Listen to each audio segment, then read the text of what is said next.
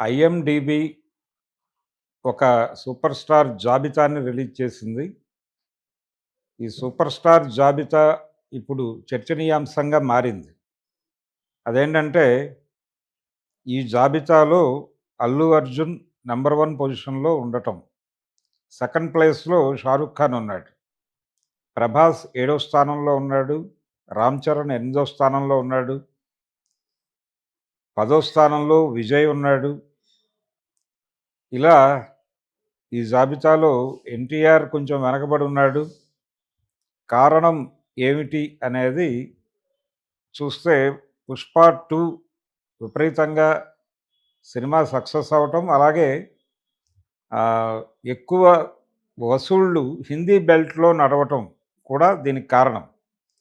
అంటే ఇక్కడ ప్రధానంగా చూడాల్సిందేంటంటే, ఈ జాబితాలో 1-10లో దాదాపు నలుగురు సౌత్ ఆర్టిస్టులు ఉండటం అనేది బాలీవుడ్‌ని కొంచెం కంగారు పెడుతోంది. 'షారుఖ్ ఖాన్' ఒక్కడే అక్కడ కొద్దో గొప్పో ప్రభావం చూపిస్తున్నాడు. యష్ కూడా ఉన్నాడు. ఇప్పుడు ఈ 1-10 నంబర్స్ మధ్య యష్ కూడా ఉండటం అనేది, అంటే కన్నడ నుంచి వచ్చినటువంటి యష్ కూడా పెర్ఫార్మ్ చేయగలిగాడు బానే కేజీఎఫ్‌తో. సో, అతనికి కూడా ఆ స్టార్‌డమ్ ఉంది అనేది తేల్చేసింది సర్వే సంస్థ. ఇప్పుడు ఈ ఏరియాలో సౌత్ ఆర్టిస్టులందరూ చేరిపోవడంతో ఈ 1-10లో బాలీవుడ్ పరిస్థితి ఏంటి, బాలీవుడ్ స్టార్స్ పరిస్థితి ఏంటి అనేది ఇప్పుడు ఒక చర్చనీయాంశంగా మారింది. ఇప్పటికే సౌత్ సినిమా బాలీవుడ్ మీద ఇన్ఫ్లుయెన్స్ చేస్తోంది అనేది వినిపించింది. అలాగే నిన్న మొన్న 'షారుఖ్ ఖాన్' కూడా సౌత్ హీరోలు కొంచెం, అంటే డాన్సులు, వాళ్ళ డాన్స్ మూవ్‌మెంట్స్ ఇవి కొంచెం కంగారు పుట్టిస్తున్నాయి అని చెప్పి మాట్లాడటం కూడా ఆశ్చర్యపరిచింది అందరిని. ఇలా సౌత్ సినిమా, సౌత్ ఆర్టిస్టులు ఒక కొత్త ఫ్లేవర్‌తో వస్తున్నారా అంటే, దాదాపుగా ప్రతి ఒక్కరూ పాన్ ఇండియా సినిమా చేయాలి అనేటువంటి ఒక ఆలోచనతోనే సౌత్ హీరోల్లో మెజారిటీ, అంటే ఫేమ్ ఉన్నటువంటి హీరోలందరూ కూడా పాన్ ఇండియా మార్కెట్ గ్రాబ్ చేయటమే లక్ష్యంగా సినిమాలు నడుస్తున్నాయి. వాళ్ళ కథా చర్చలు కూడా అక్కడే ఆ ఏరియాలోనే నడుస్తున్నాయి. లోకల్ మార్కెట్టు అనే అభిప్రాయం కలిగే ఏ కథని వాళ్ళు వినటానికి కూడా సిద్ధపడటం లేదు. ఇప్పుడు అల్లు అర్జున్‌తో చేయబోతున్నటువంటి నెక్స్ట్ పిక్చర్‌కి కూడా కథ పాన్ ఇండియా లెవెల్‌లో, అంటే ఇండియా మొత్తం కనెక్ట్ అయ్యేలాంటి కథాంశాలు ఉండాలి.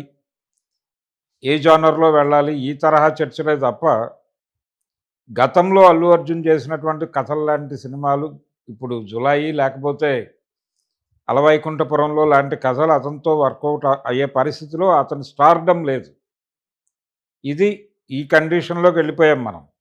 అంటే లోకల్ ఇష్యూని గ్లోబల్ లెవెల్‌లో చెప్పడం అనేది మర్చిపోయి, అంటే ఈ ఇప్పుడు ఈ సర్వే సంస్థ ఇచ్చినటువంటి సర్వే రిపోర్ట్ ప్రకారం ఈ ఫస్ట్ 1-10లో ఉన్నటువంటి సౌత్ హీరోల సినిమాలన్నీ గమనిస్తే వీటన్నిటిలోనూ కామన్‌గా కనిపించేది ప్రభాస్ చేసినటువంటి 'సలార్' సినిమా కావచ్చు, లేకపోతే 'కల్కి' కావచ్చు,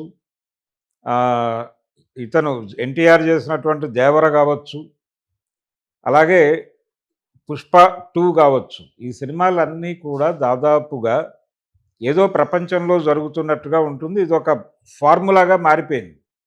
ఈ ఫార్ములాగా మారిపోయిన తర్వాత లోకల్ ఇష్యూని గ్లోబల్ లెవెల్‌లో చెప్పడం అనేది మర్చిపోయి, ఈ ఇంకో లోకం డిజైన్ చేయటంలో వీళ్ళందరూ కసరత్తులు చేస్తున్నారు డైరెక్టర్లందరూ. ఈ పరిస్థితుల్లో 'పుష్ప'కి సంబంధించినటువంటి ఒక క్రేజీ అంశం ఇప్పుడు జనాల్ని విపరీతంగా ఆకట్టుకుంటోంది. అదేంటంటే, పార్ట్ 1కి తెలుగు రాష్ట్రాల్లో కొంత డివైడ్ టాక్ వచ్చినప్పటికీ హిందీ బెల్ట్‌లో పాజిటివ్‌గానే మొదలైందది. ఆ పాజిటివిటీ కొంత దాని ప్రభావం చూపించడం వల్ల ఇక్కడ కూడా సినిమా సక్సెస్ ట్రాక్ ఎక్కింది. ఫైనల్‌గా అది మంచి ఫిగర్ నమోదు చేసింది అక్కడ. మంచి నంబర్ నమోదు చేయగలిగింది హిందీ బెల్ట్‌లో. దాంతో వీళ్ళు ఒరిజినల్‌గా అనుకున్నటువంటి పార్ట్ 2 నుంచి డీవియేట్ అయ్యి, పార్ట్ 2 మీద ఇంకొంచెం ఎక్కువ శ్రద్ధ పెట్టారు.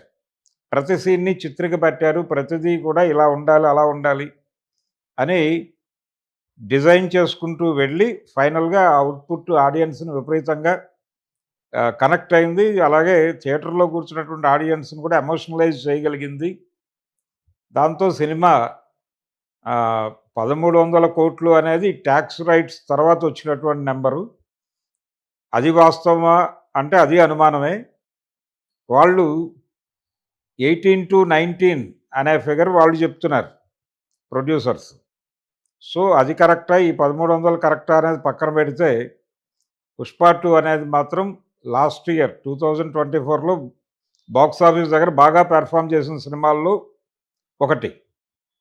దాంతో ఎప్పుడైతే ఈ రైజ్ కనిపించిందో ఆటోమేటిక్‌గా అల్లు అర్జున్ నంబర్ 1 పొజిషన్‌లోకి వెళ్ళిపోయి 'షారుఖ్ ఖాన్ 2' వచ్చేసి ఈ నంబర్ గేమ్ ఇప్పుడు ఈ సర్వే సంస్థ చెప్తున్నటువంటి సర్వే ప్రకారం చూస్తే ఈ లిస్ట్ కొంచెం అంటే సౌత్ హీరోలు అక్కడ దీనిలో ఉండటం, ఫ్రంట్ ఫుట్ మీద సౌత్ హీరోలు ఉండటం, బ్యాక్ ఫుట్ మీద బాలీవుడ్ హీరోలు ఉండటం అనేది కనిపిస్తోంది. ఇది బాలీవుడ్ కొంచెం ఆలోచించాల్సినటువంటి పరిస్థితి. నిజానికి సెన్సిబుల్ సినిమాలు వస్తున్నాయి అక్కడి నుంచి. ఇటు నుంచి ఒక మోసధోరణి మొదలైంది. ఈ మోసధోరణి కొనసాగనిస్తే మంచిది, మనకి మంచి రోజులు వస్తాయని బాలీవుడ్ అనుకుంటుందేమో కానీ ఇంకొంచెం బెటర్ పెర్ఫార్మెన్స్ చేయాలి. పాత గ్లోరీ ఒకటి ఉంది బాలీవుడ్కి. హిందీ సినిమాకు ఒక గ్లోరీ ఉంది. ఆ గ్లోరీ తిరిగి పొందేటువంటి పరిస్థితి ఉందా? కన్నడ సినిమాల నుంచి ఛాలెంజ్ వస్తోంది, అలాగే తమిళ సినిమాల నుంచి ఛాలెంజ్ వస్తోంది. అట్లీతో సినిమా చేస్తే తప్ప షారూఖ్ ఖాన్కి పరిస్థితి కష్టం అనేటువంటి ఇది చూసాం మనం. అలాగే సౌత్ డైరెక్టర్లకు కూడా క్రేజ్ పెరిగింది అక్కడ.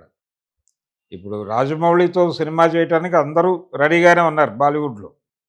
అలాగే సుకుమార్ కూడా ఇప్పుడు హాట్ ప్రాపర్టీగా మారాడు బాలీవుడ్ హీరోలకి.